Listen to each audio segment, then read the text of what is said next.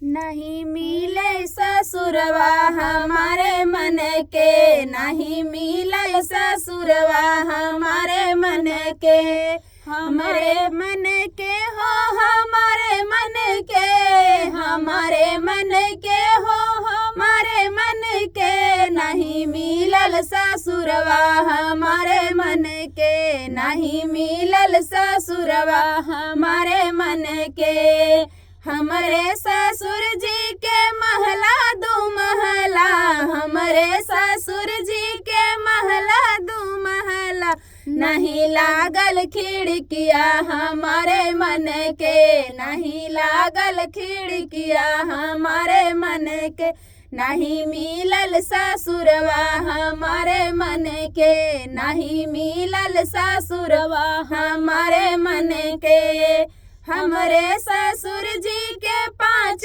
बिटियावा, हमरे ससुर जी के 5 बिटियावा, नहीं एक कौना नदिया हमारे मन के, नहीं एक कौना नदिया हमारे मन के, नहीं मिलल ससुरवा हमारे मन के, नहीं मिलल ससुरवा हमारे मन के।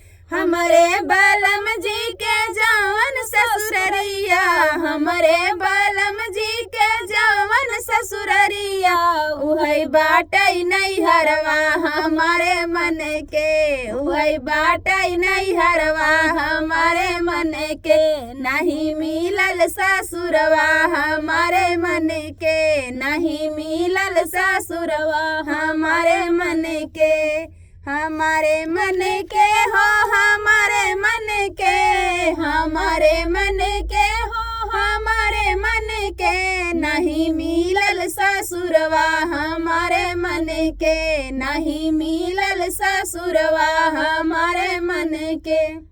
तो फ्रेंड था नाच गीत आप लोग को कैसा लगा कमेंट बॉक्स बताना। अभी जब तक खरमास है तब तक नाच गीत सुनिए, उसके बाद लगन का गीत आएगा आप लोग के बीच। धन्यवाद।